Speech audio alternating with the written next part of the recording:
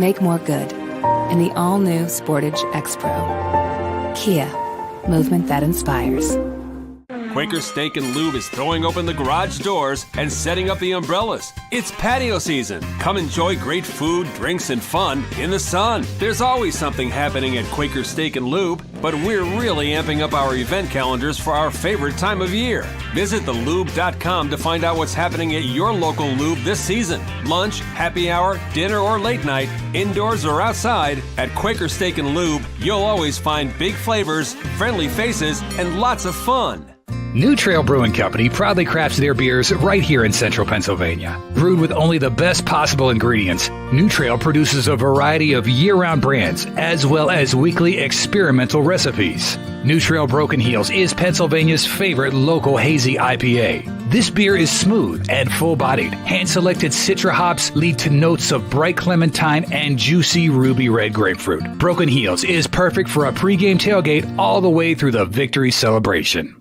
What's the best mid-size pickup? Tacoma. What's the #1 mid-size truck in resale value? Tacoma. Want to get great gas mileage, 4 doors, and 4-wheel drive? Tacoma. Sioka Toyota of Williamsport has over 25 available right now. You can lease a brand new, never-driven Toyota Tacoma for just $379 a month. That's 30 months, $3,000 cash or trade, 10,000 miles a year. This is while supplies last. Buy yours or reserve yours today and see the Sioka difference. And remember, tell them Johnny sent you.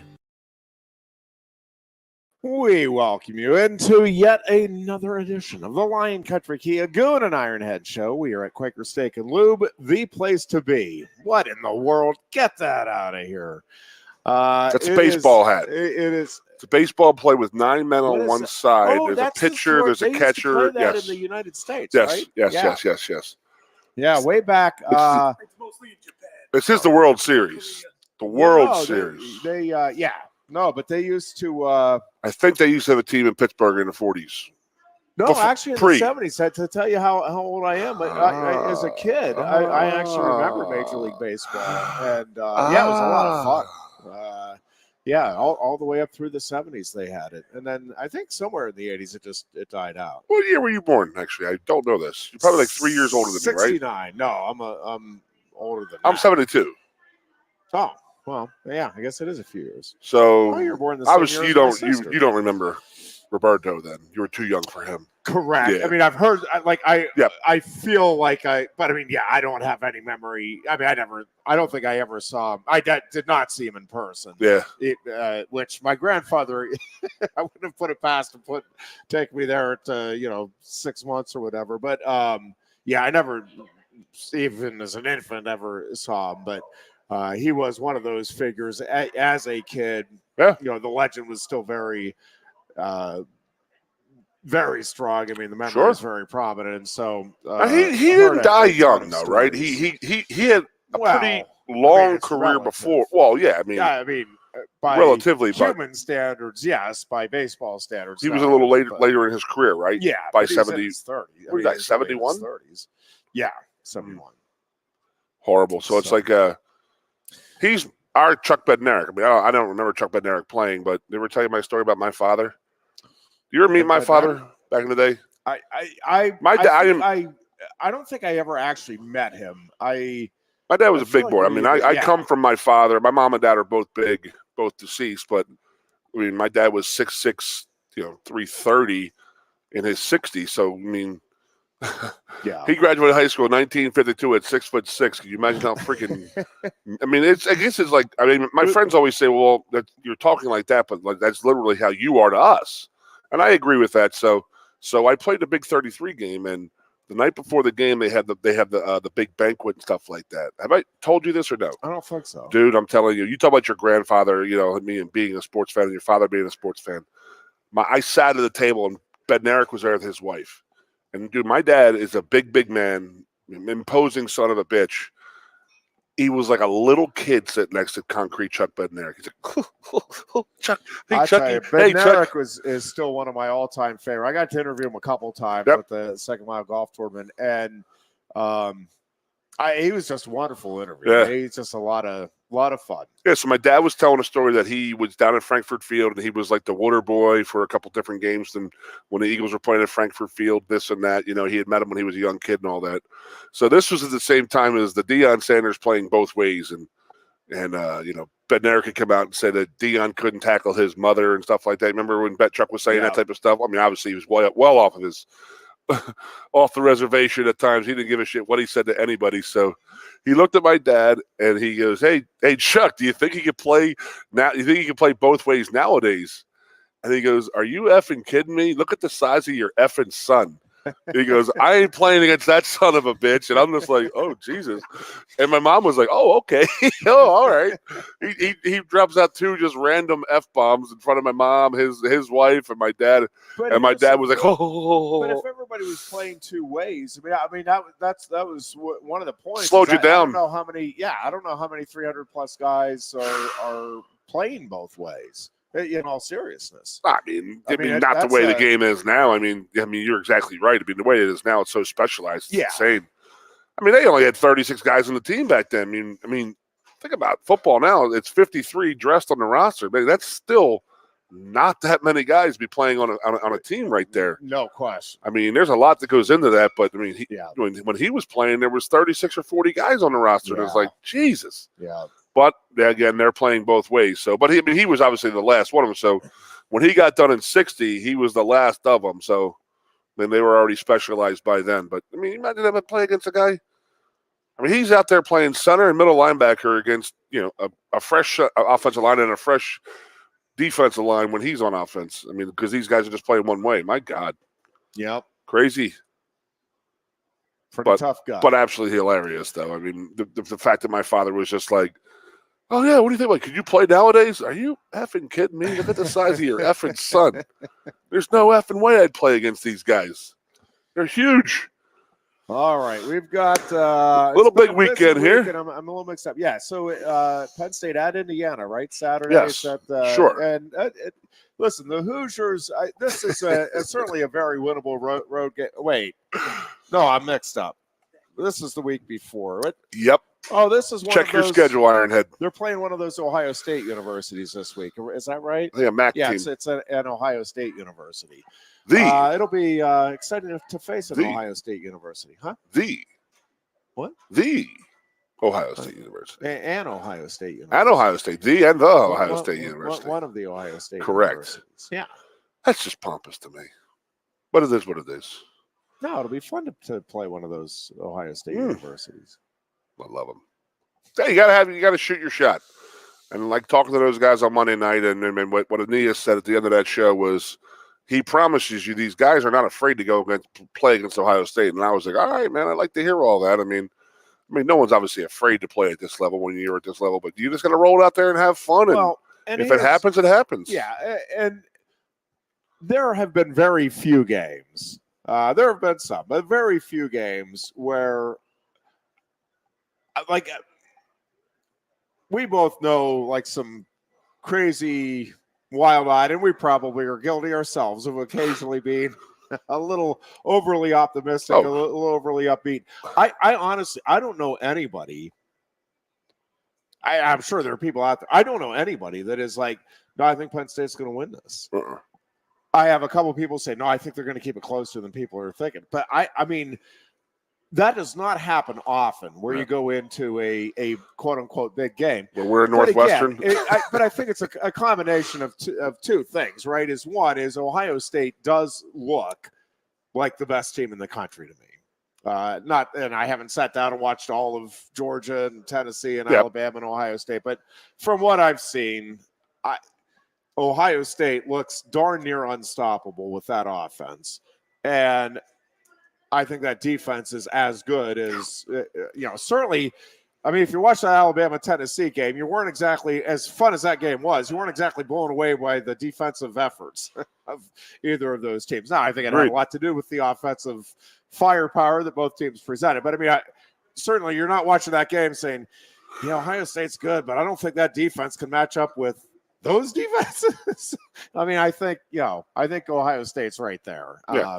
I'm a limited participant today, so I want to get all this off my chest, and that is that I personally thought we had less of a chance last year, and we kept it within reasonable striking distance last year. Now we're at home. We're a much better team. Are they a better team? I'd say yes. Yes. But we're a much improved team, and we're at home. So those two things going into it, and I think that I said on my 24/7 analysis is that, it might be a shootout. We might get into a shootout, and that's the problem with going against Ohio State is that they have so many weapons that we will run out of bullets eventually, and I think that's what's going to happen. Keep it close, and in the end, they pull away pretty significantly, but they still cover the 15-point spread, in my opinion. Yeah, but I just think it's going to be a better game. Good news, No. And I don't know how you avoid a shootout with Ohio State, but a shootout. This offense. Maybe if it ever hits on all cylinders, but it just hasn't come close to that. Sean played as good a game as I've seen him play last week in his career. They're going to have to run the ball effectively, and the problem is, again, the two things that I think why nobody is taking Penn State is Ohio State seems like it's that good, and obviously you have the Michigan game just 2 weeks ago where you just got absolutely manhandled. They're going to come out here and their game plan is going to be pop us, kill us. That's what they're going to come try to do. And again, it's just hard to imagine Penn State making enough improvement. Now, we've talked about it. I do think the matchup is better for Penn State against Ohio State than it was against Michigan in that strength against strength. And, I don't know that there is a weakness on that Ohio State team, but, and that's one of the other problems is, Ohio State is so good at its passing game that I think you don't give enough credit to the run game. I don't think it's that they can't run the ball. I think if they wanted to run the ball the way Michigan did, they could do it. It's just you have a quarterback and a receiving core that are both elite. And it's like, well, why would you not use that? But I'm not sure that running game isn't elite if they needed it. And the problem is, so the recipe to beat Ohio State, right, is to keep the ball out of the Buckeyes. And that's up to our offense. The Michigan game, I thought Penn State might be the team, a team that could do that, which, is put together some sustained 80-yard drives, mixing the run and the pass. And I just don't have any faith after the Michigan game, despite, the good showing against Minnesota last week. I just don't have any faith that running game can make the improvement that it would need to in 2 weeks' time to be able to put that, again, you had one first down in the first half against Michigan. You need, and that was a broken play pretty much. The recipe, I think, going into this game to beat Ohio State is to probably put together 12, 14 first downs in the first half. Yes. And again, I just don't see that. I'm hoping for it, obviously, but it's pretty hard to imagine an offense improving that drastically in a 2 week time period. We're not looking those 80-yard touchdown drives, but if you have 3 or 4 40-yard drives where you keep your defense off the field, because it's out there. The game plan, how to beat Penn State is out there, and that is just load them up and just run it down their throat. That's what Michigan did, and Ohio State's going to come in here and try to do the exact same thing. So, again, I go back to if you have one faceted team, but their passing game was so good. They're as good as a team as I've seen in a long time. On both sides. Really, top to bottom, both sides of the line of scrimmage, they're really damn good. And it's going to take an extra special effort from our team and our staff to get this done. Could it happen? Absolutely. I see 2016 all over. No one had any. If you keep them in that game, and make a play, it could happen. Yeah, it needs to be something magical, goofy, unexpected, and again, you've got to get. I think minimum going into this game, and against a well-coached team, which Ohio State is, it's going to be very difficult. But the one thing, with the exception of one game, Penn State has been very good at the turnover game, both not turning the ball over and getting turnovers, and. Any game, if you can get +2 in the turnover category, again, I think it's a very tall order. I'm not expecting that. But, if Penn State can be +2, +3 in the turnover battle, again, maybe you give yourself a chance to your point, getting, if those 40-yard drives are leading to field goals and touchdowns because you got big yardage on a return, or you got it's going to take every facet. That's that is keeping them on their offense off the field is imperative. I mean, if we don't do that, we have no shot. I mean, that's my opinion, and I think that's the right opinion in that they are that good. If they're not on the field to score, that's good. So we need to offensively have a ball control offense, utilize them. I mean, get past the whole, this is what we do type of thing, and change your game plan up a little bit. And, no need to rush the ball, get it with 15 seconds to go. Just use the clock, maximize the clock, the 25-second play clock, and keep your defense off the field because they've been playing two pretty damn good running teams the last 2 weeks. So, I mean, Ohio State's going to come in here, and they have one thing in their mind, and that is we are going to run the ball down your freaking throat repeatedly, often, all day, all night. And we need to be ready and prepared to defend against that. Yeah, the problem is you can't do like you did against Minnesota last week and just stack against the run because their passing game. As good as Penn State secondary is, I guess we'll find out. Yeah. I think that offense is good enough that against the best defense, much like what we saw with Tennessee, Alabama. To me, Ohio State, a great defense might be able to hold the Buckeyes in the 30s.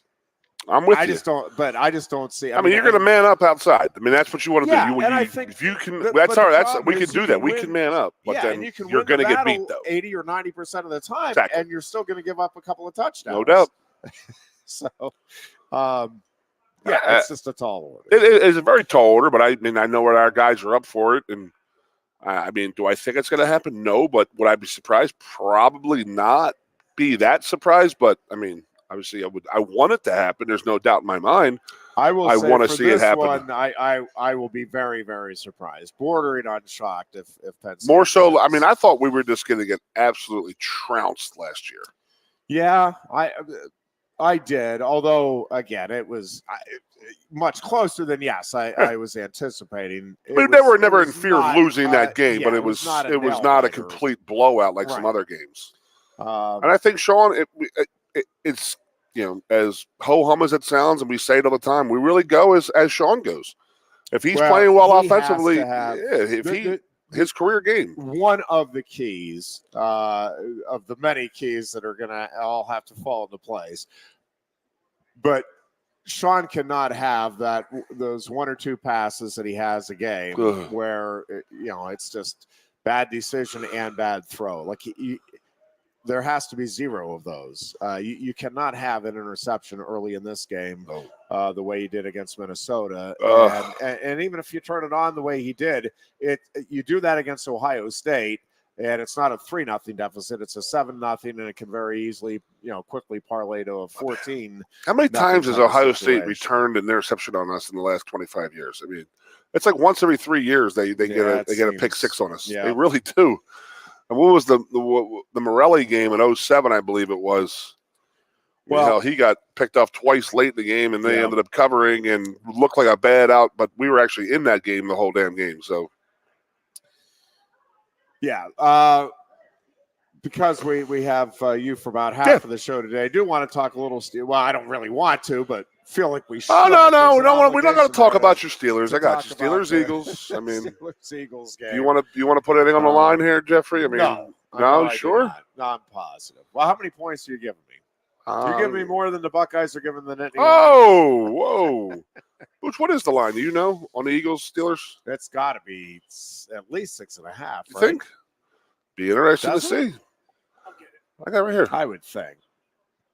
Yeah, I don't know. I haven't seen the line. It's got to be at least 6, right? 6.5. 10. Yeah. Eagles are minus 10. That 10. sounds about right. 10. Yeah. And TJ Watt practiced today. Yeah, the problem is, unless they can get TJ to go both ways. Chuck Bednarik can take over the line of scrimmage. I'm not sure. Even if he was playing it, I mean, obviously, it's a difference maker on the other do side have to say this on the air, and I speak for Chris Buchignani and myself. Yeah, we are very, very in the past have been very, very, very anti Howie Roseman with the Philadelphia Eagles. Mm-hmm. I don't like Howie Roseman with a first-round pick. Everything else Howie Roseman does has been a hell of a damn job, and it's including yesterday getting Quinn for what they got him for a fourth-round pick, and the Bears are paying his salary. Yeah. Oh, my Lord. Madone. I mean, granted, I do think that Howie tries to overstep and tries to make that big splash that in the first round. He has been an unbelievable job going 2 through 7 and his free agency and his trades. It's crazy. So, Chris, there's our apology. We apologize, Howie. Just don't stop screwing up first-round picks, okay? That sound good, Butch? Is that I speak for both of us? Oh, we'll be all right because he learned his lesson. The first 9. 2-8 ain't bad. Yes. You better make the safe pick of all time. The safest pick of all time. That's what he had to do this year. So, wow. Yeah, man. So what do you got? What do you got this weekend, Jeffrey? You got a lot of people in, or what's going on? We do, although our schedule is. I'm not sure I'm getting up to the game. Excuse me, the game or the tailgate scene at all. Just we've got a lot of moving parts. Congrats, by the way, on the State High gig. Right? Well, we may have jumped the gun a bit on that. Oh no! Well, there's some things that are being ironed out. I'm going to be involved one way or another. There's, but yes, it is. I'm excited to see what this team does in the postseason, and hopefully, I think I'll still be involved with at least some of the radio broadcasts. We're just. It was my fault. I committed to it, and then I went back and checked the schedule, and the District 6 championship game is going to be the same night as the Penn State wrestling season opener. Yeah. I got so excited about I'm like, oh yeah, I'd love to do it. I'm in. And then there's also a pretty good chance State High could be hosting a couple of the state playoff games. Yeah. And the issue is this the first time Memorial's been open full this year? With the new, yes. Yeah, because they had no games have been here in the last few years because they were under construction. I think they had games there. No, I'm sorry. I thought you meant with state playoffs, I mean. Oh, there hasn't been any games here, right? Yeah, I don't think there were last year. No, there weren't. Yeah, there definitely wasn't last year. And that's because of the construction and all. Now that it's done, and that you could actually have some games there, you think?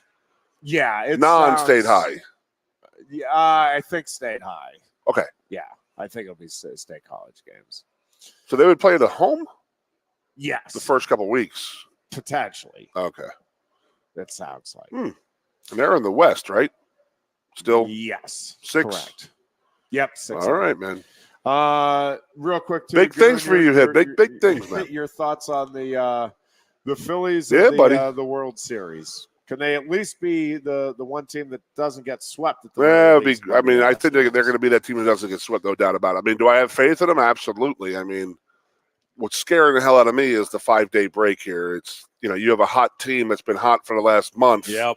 And then they have 5 days off, and all of a sudden it's like they got to relearn how to hit. Now, the same thing is being said about the Houston Astros, sure. But this is their second layoff that they've had because they didn't play in the first round the first week. So, interesting. We shall see. Do I like the Phillies the Phillies have a chance? Yeah, I think the Phillies have a better chance than Penn State does. That sound about right? I would agree with that. Yeah. Yep, I would definitely agree with that. And it drives me crazy to think about it because I want us to be on par with Ohio State. I want to go into this game being excited, and I am excited for this game because I'm excited for the opportunity for our guys to go out there and shock the world. And do I think we have the ability to do it? Absolutely. I mean, I really, really do because I don't think our guys are afraid of the Ohio State guys, and it's going to be at home.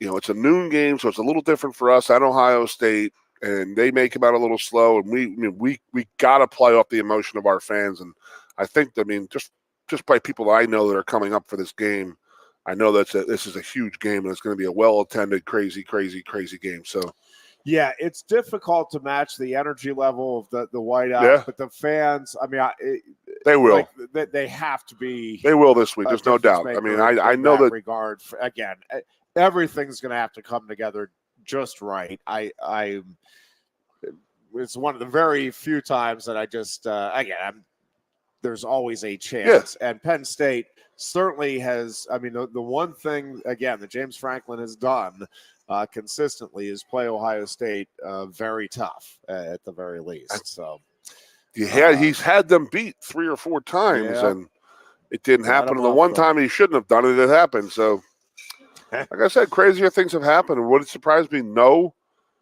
but in the same breath, yes. So I'm just looking forward to a great weekend. And it will be honest fun, to God, fun weekend. What is your relationship with Ohio State versus Michigan? What do you feel? I mean, I like Ohio State people that I like better than Michigan people. Yeah, I think that's probably generally true. It's weird, right? I will say I've had more bad individual experiences at Ohio State. I've probably also been to Ohio State more often. Yep. But it not so much with the fans. It was just different things. The one incident was fan related, but again, Michigan. The thing that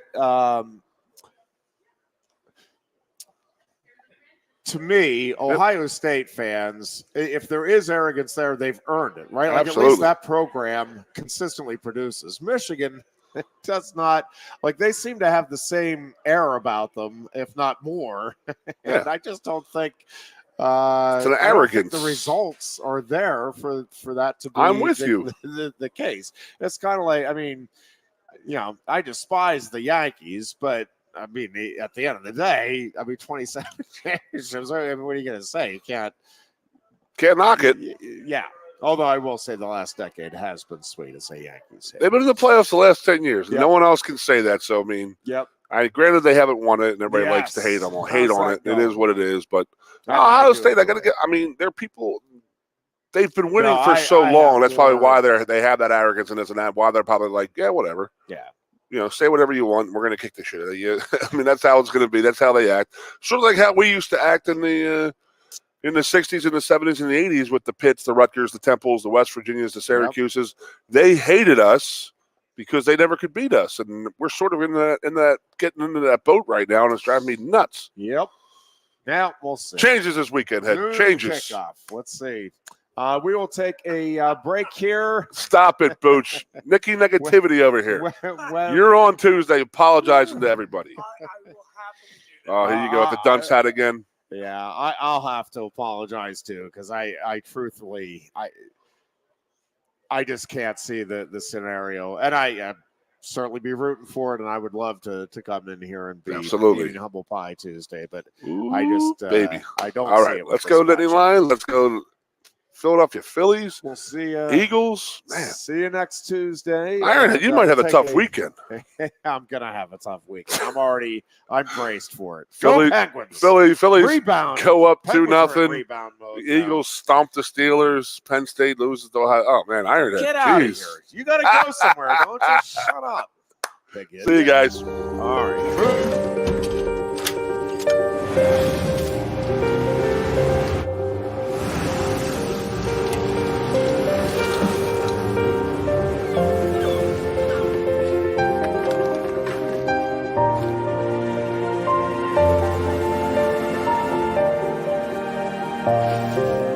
Make more good in the all-new Sportage X-Pro. Kia, movement that inspires.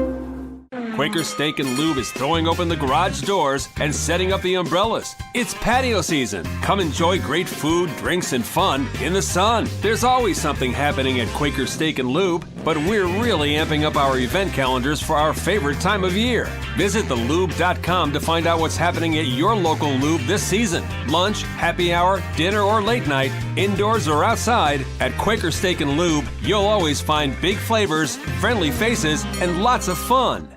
New Trail Brewing Company proudly crafts their beers right here in central Pennsylvania. Brewed with only the best possible ingredients, New Trail produces a variety of year-round brands as well as weekly experimental recipes. New Trail Broken Heels is Pennsylvania's favorite local hazy IPA. This beer is smooth and full-bodied. Hand-selected Citra hops lead to notes of bright clementine and juicy ruby red grapefruit. Broken Heels is perfect for a pregame tailgate all the way through the victory celebration.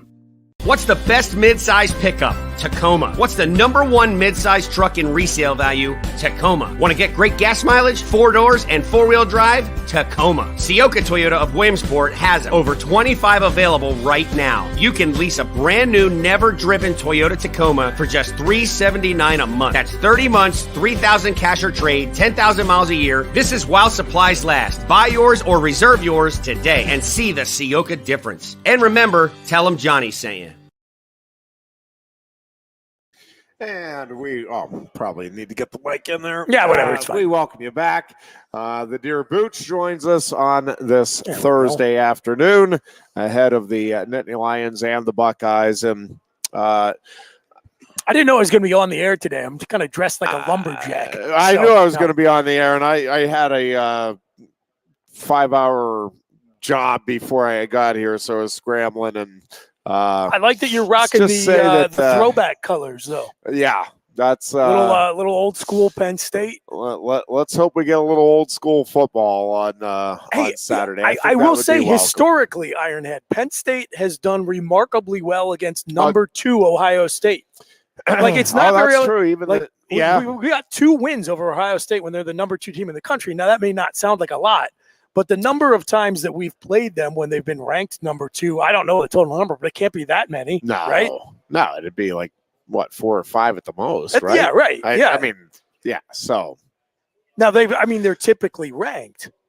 Yeah. Ranked number 2. And often in the top 5. Uncommon, yeah, absolutely.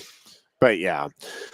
I'm grasping at whatever straw I can get here. Well, listen, the one thing again, James Franklin, of all of the things, and I think there's plenty to critique, and I also think there's plenty to be happy about, whatever. But the one thing that has been pretty consistent is that the Penn State plays Ohio State better than I'm trying to think of the last time that you went into the game with an expectation of Penn State doing better than what it actually did against Ohio State. I think most of the time the expectation has been less than what the result was, right? I mean, under Franklin. I can't remember. I don't think there's been a game where last year's game was not.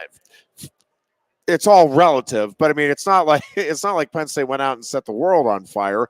It's that they were much more competitive than anybody was thinking that they would be. But the contours of the games get lost over time, and I always think about how's this final score going to look.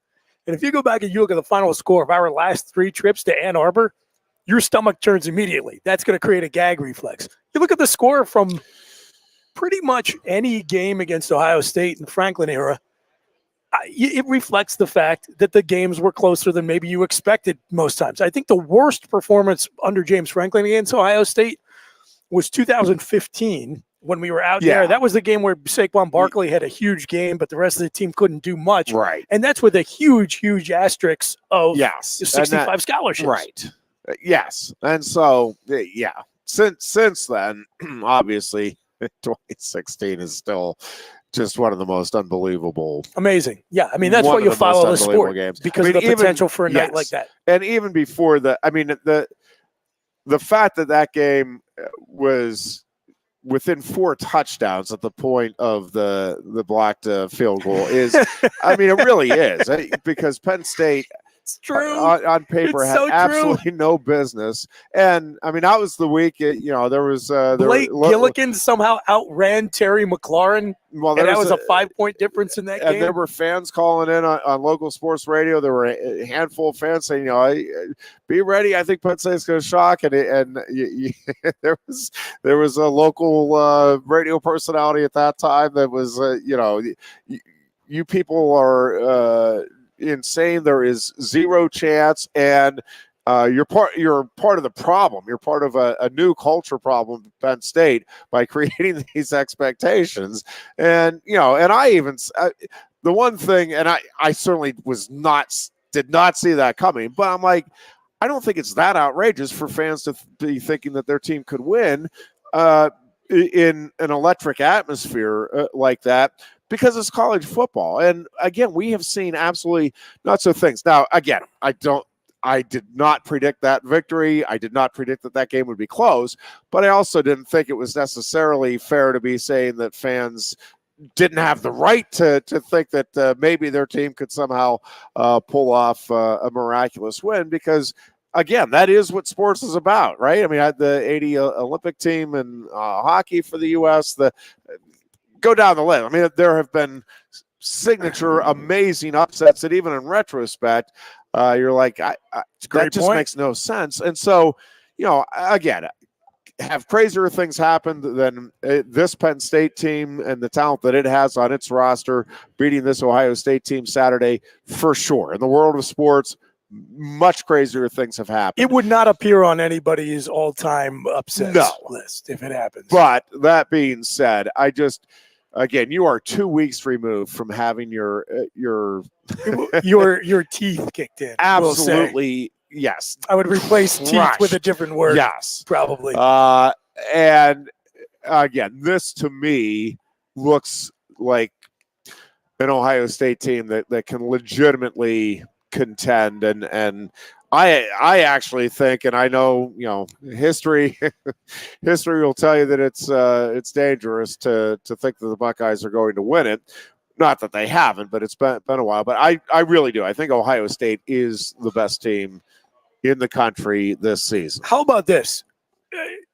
I would go so far as to say that it is possible this might end up being the best Ohio State team of this century.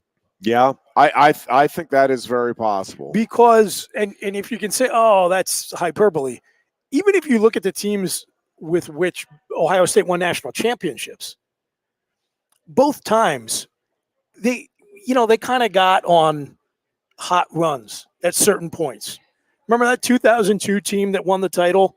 I mean, one or two things go differently in the Penn State game, and that goes the Nittany Lions' way. They have the pass interference. Like there are moments in that season. There are moments in the 2014 season, including the game at Penn State, where a team with its arm tied behind its back plays out of its mind, prepped by the James Franklin staff in the whiteout, and they're 2 bad calls away from maybe winning that thing in regulation and changing the entire direction of college football. Because if the Big Ten doesn't get a playoff berth in the first season of the playoff system, who knows how that changes the way future committees look at the conference. A great point. I mean, crazy stuff. This Ohio State team, what makes them so difficult to match up against is not necessarily just the top end talent in the starting lineup.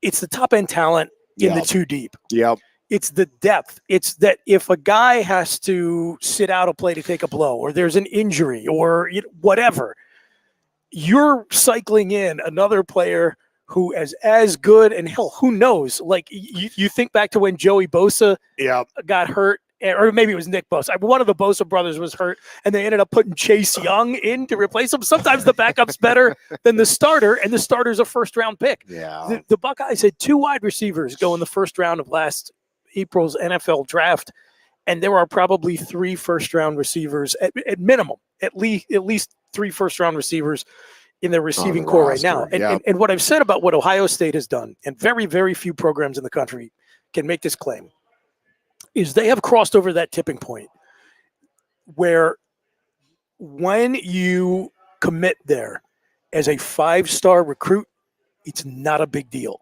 Yeah. And it's tough to be in the same division with them and to view yourself as a program that should measure against them, because there's only 4 or 5 places in the country where that's true. Probably Georgia, Alabama, obviously, Ohio State, Clemson, and that might be it. I think right now it is. The way Oklahoma's backsliding, right? Exactly. Like, there are a couple other teams, USC, Texas, Michigan. There are a couple other programs knocking on the door. LSU is always going to be in that mix. But right now, there are 4 places where if you are a 5-star recruit who shows up, that is no big deal. Yeah. And even the pretty tuned in fans might not even know your name. If you're a 5-star recruit and you commit to Penn State, even casual Everybody, fans, you know who Drew Aller is. You know who Micah Parsons is, right? Because it's rare enough that your locker room culture is such that unless you get a true gem, that guy is going to step in thinking he's a little bit better than everybody else there. Yeah. But what makes it so frustrating to go against Ohio State is not just the depth on the field, but that has no impact on their locker room at all. If you are a 5-star recruit, big whoop.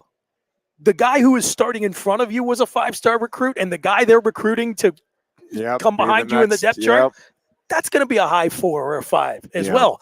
And so when you get to that point, the tipping point, I really think it does breed a different kind of team culture because it doesn't create a separation between the entitled haves and have-nots in your locker room.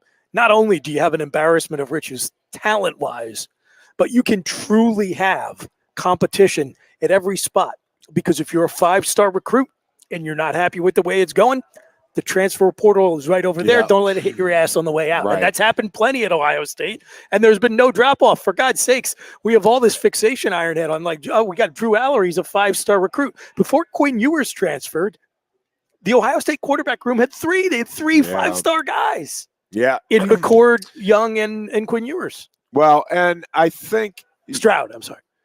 Well, yeah, and when you look at, I will say, I thought, and I said it at the time, when Urban Meyer left, right, there was that window of opportunity for Penn State to me to try to seize that opportunity and for Franklin to try to capitalize. Yeah. And this is not a criticism of Franklin. It's a credit to Ryan Day and the Ohio State brand, because I don't think they've missed it. Well, they have. I don't think that they definitively have not missed a beat on the recruiting front. And obviously they are every bit as consistently great as they were under Urban Meyer. And I do think in some ways maybe better. I have seen some Ohio State fans suggest that Ryan Day has been more open to innovating and adapting than Urban Meyer was. I think the culture in that locker room, I think is better. Yeah. I mean, that really sucks. From the outside looking in, I mean, that's my assessment. How do you replace Urban Meyer and upgrade? It's infuriating. Yeah, but I think they did. I just think there's a little more maybe humility there with Ryan Day in terms of, like you said, just being open to and listen, it helps when you not only have great players, but great leaders. And I do think, Ohio State, another thing that they have been great at is much like Alabama. It's getting, yes, elite talent, but it guys that have a maturity and an understanding of, what it is that they're there to do, and that they demand that their teammates rise to the standard of excellence that has been set by the previous, few classes. And that is, it's what Penn State wrestling has. It's what the and you see it. I mean, Ohio State, Clemson, Alabama right now, Georgia right now. I mean, those are the programs that you even if you're a 5-star recruit, you go in there knowing that you are trying to impress them, not that the school is trying to. Penn State's still at the point where it is trying to impress good way to put it. The recruits. And again, I'm not critical of James Franklin. That's every other coach except for Dabo Swinney and Nick Saban and Ryan Day right now. Yeah, just like there are only 4 or 5 programs that can claim to be in that spot, there are fewer than probably 15 that can say they're as close to jumping into one of those places as Penn State is, right? Yeah. So it's not a criticism at all. It's just like I try to give context on this thing. I throw these numbers out when we play Ohio State every year. So Penn State, I just go back to, because it was, I think back to the early 80s when we had played Ohio State until we joined the conference, right? Like we played them in like 1980 and then not again. Correct. Until I think 93. 77. And there was a couple years there and then again in, whatever it was, 80, 81 or 79, 8. But anyways, it had been quite a while. And that was that a bowl game? The last meeting was. I think that was a Fiesta Bowl matchup, right? Yes. Okay, so I look back to 93 when we're actually competing in the Big Ten as a conference member. Coming up on 30 years now in the Big Ten. That's crazy. No team. Yeah, I know, right? I mean, no team in the conference has gotten to 10 wins over Ohio State in 30 years. So the Buckeyes have won more than 2 out of every 3 meetings against every team in the conference. Yep. Penn State's got 8, which is the second most behind Michigan. And that was, Michigan just took the lead last year, right, with that win. Yep. So, the thing with competing against Ohio State right now is it's frustrating that we haven't had much success against them. And I don't know if it's, like an accomplishment or just like a sign that, life is truly unfair and the universe is just like a vacuum of random chance, that we've had more success than almost anybody, which is to say not a lot. And then yet still over that entire stretch, they produce all these NFL guys, all these top 5 and top 10 teams, 2 titles. I know there are a lot of Ohio State fans who are incredibly frustrated because they look at that and say, how can we have this much success in the regular season? Yeah.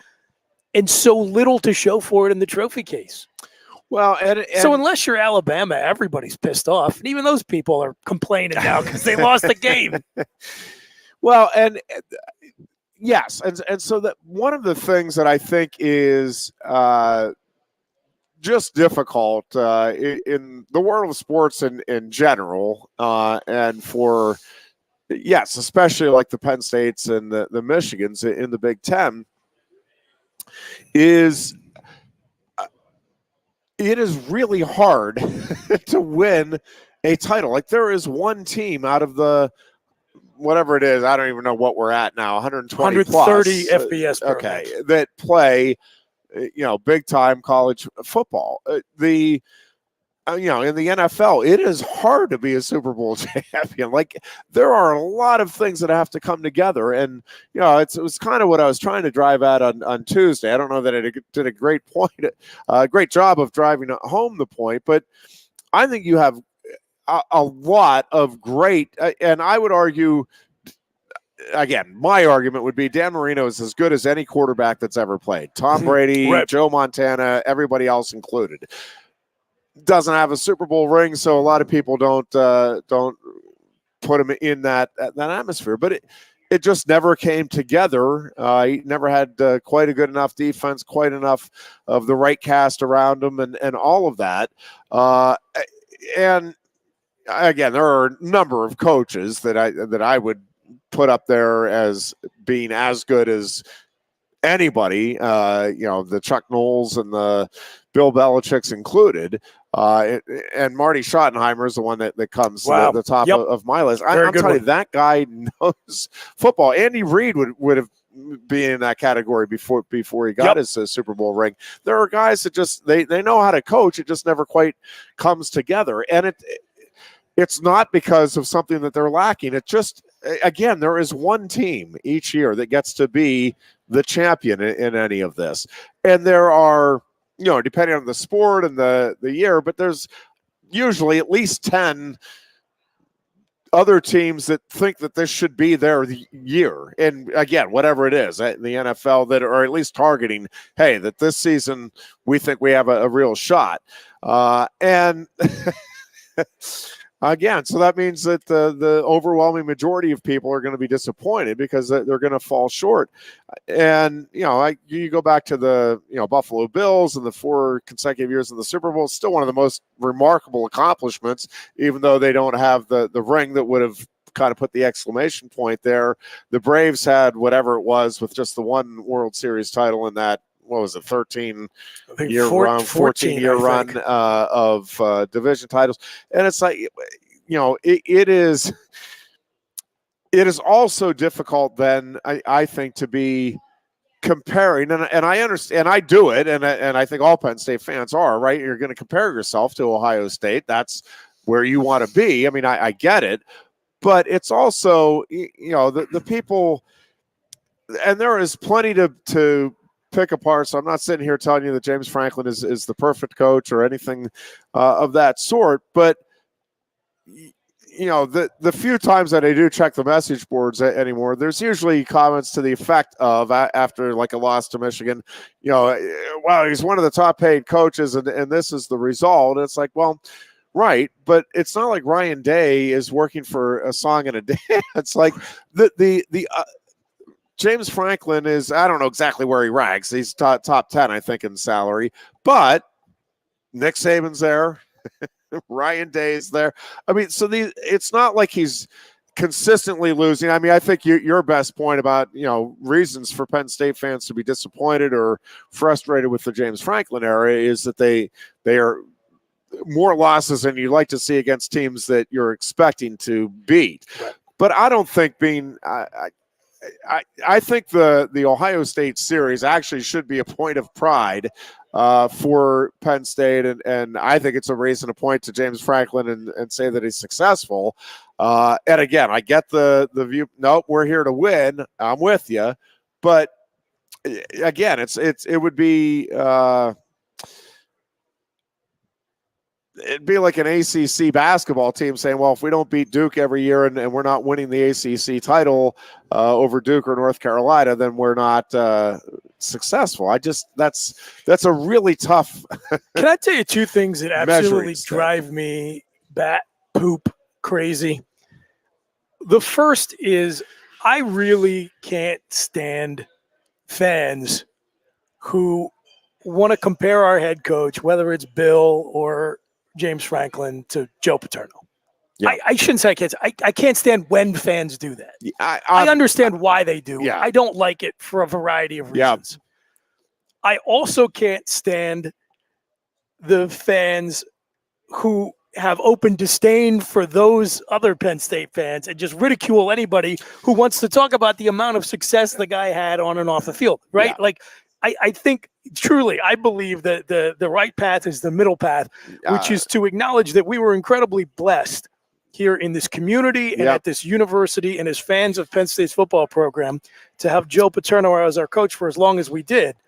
And if anybody thinks that provides you any kind of a reasonable frame of reference for what our coaching situation should look like, beyond that we don't want our guys to get in trouble off the field, we want them to graduate and be good, upstanding citizens, you're nuts. You're crazy. But I will tell you, in that context, one of the things that is going to needle at James is because he's close enough chronologically still to the end of Joe's tenure. Because really, the whole Joe Paterno's career was so long. He coached in the Big Ten for well over 15 years, and that was like the end of his career. Was the Big Ten era. This 5-game losing streak, which we have to Ohio State, which has exactly 0 excuses and asterisks attached to it because it follows a win we were able to get in 2016, is the longest we've had to Ohio State. Yep. So I get your point, and I acknowledge it, that being able to get up and play these games close illustrates the amount of talent we've brought in and the fact that we know we can do it. We know we can coach a team that can hang with the absolute supreme rulers of the conference. And those numbers I quoted you earlier illustrated. The Ohio State has dominated the Big Ten in a way that almost no other school in the country has dominated their conference over a period of time. Yeah. We're going back 30 years now. Alabama had downtimes. USC had downtimes. Texas, Oklahoma, you pick it. But Ohio State has been like the steady constant. But, man, it is getting pretty close to the time that James is going to have to find a way to pull another one out of his hat. Because whether it was Joe winning, Bill was only here 2 years. He didn't get one against Ohio State. Yeah. But I'm thinking back on it, man. Like, how many times when Penn State beat Ohio State were they pretty much the consensus better team? It was always either a coin flip or an upset. I think I can only think of 2. think the 99 season and the 2011 season.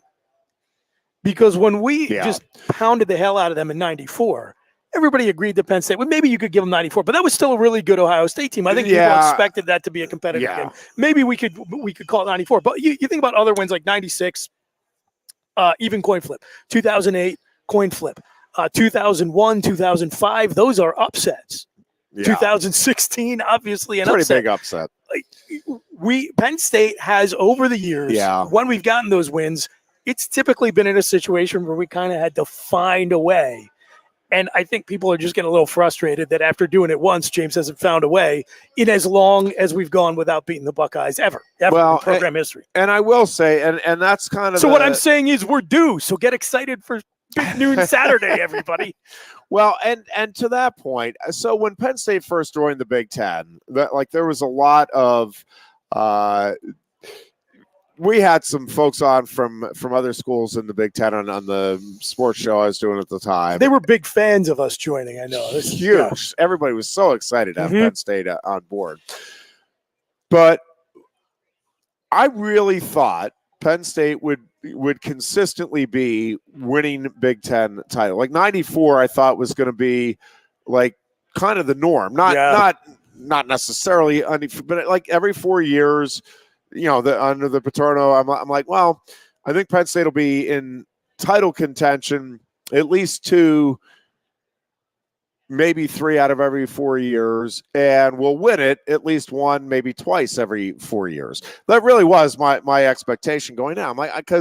And in my defense, Penn State, because the argument at the time was that the Big Ten folks were making is that you don't understand the conference mentality. They're telling me this, that I and Penn State don't understand the conference mentality, and that the conference is a lot harder than what Penn State was experiencing as an independent. And I'm like, that is absolutely ludicrous. Penn State has been playing Notre Dame, Alabama, Nebraska, and a tougher than you guys think West Virginia, Boston College, Pitt slate of games, Syracuse, and usually 2 of those teams are better than what I think you guys are thinking the Big Ten. And again, I'm looking at the Big Ten. I'm like, yep, Ohio State's good every year, Michigan's good every year.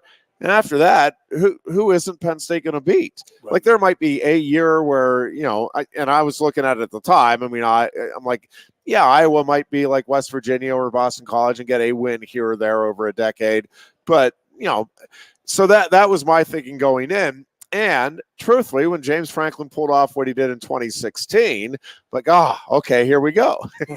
This is, again, I'm not expecting Penn State to dominate the conference, but I'm like, I think if you had asked me, and we might probably talked about it, I don't remember, but if you had asked me at the end of that 2016 season, but at the end of 2022, how many more times do you think Penn State will be in the Big Ten title game? I would not have been, even in my wild optimism, I wouldn't have been saying 5 or 6, but I would have said probably be there 2 or 3 more times. Sure.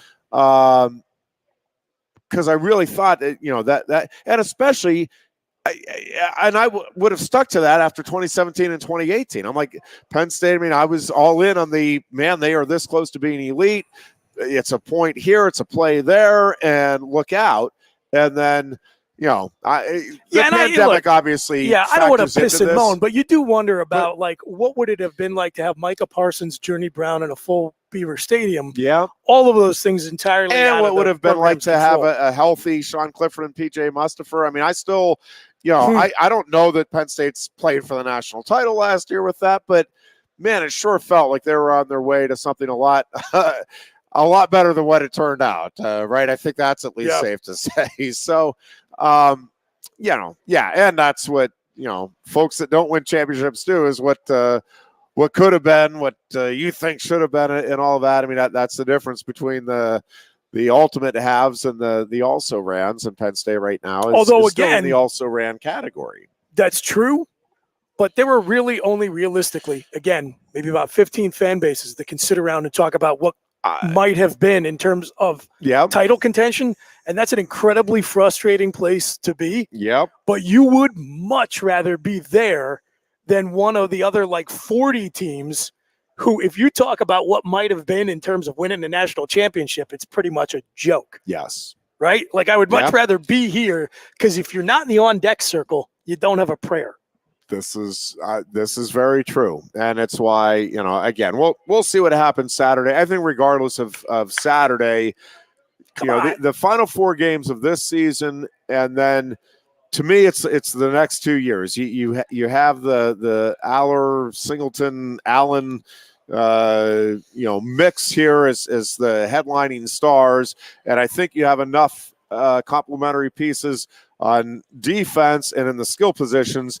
The question, as it always is can this team, can this program produce an offensive line that is consistent enough and good enough to get to that 11 or 12 win mark during the regular season in at least one of the next couple of years. And again, we'll see. I think Penn State has a chance on Saturday.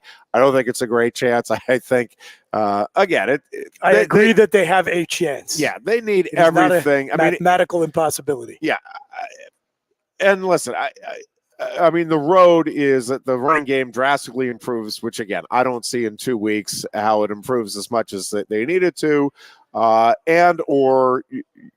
Ohio State just has one of those days where the ball is just popping out of the people's hands. You have, a receiver that drops a ball that he always catches. You have a unexpected tip, and you need like 2 or 3 huge plays like that. Again, Penn State is devoid of talent. It's just at the line of scrimmage over 4 quarters, I'm having a hard time envisioning how this thing plays out in Penn State's favor. But I think Penn State, to win the game, would need to win the turnover battle by 2+. That's what I said at the start of the show. I said it has to be at least a +2. And I think they need to be both. At least, so you need to have at least +2 in the turnover battle, and you need to have 2 red zone turnovers.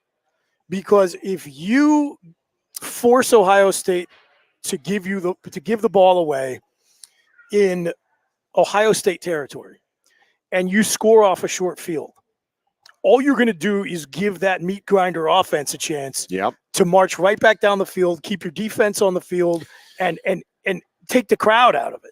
So you need them to put together one of those great, methodical, efficient drives and then rob them of any scoring opportunity. You got to basically turn that into a 6 to 14 point swing. So 2 red zone turnovers, and I think you need 2 explosive, so that's 20 yards or more scoring plays. Yep. And the odds of getting one of those, let alone both, absent like a totally crazy succession of events like you saw in 2016, are not great. But that's what I think you need to do. I think you need to have them come up empty on multiple long drives, and you also need to be able to get 6 off explosive plays more than once. All right, so just go do that, boys, and we'll be talking about a win next Tuesday. Until next Tuesday, be good and be safe. We will see you then. Go State.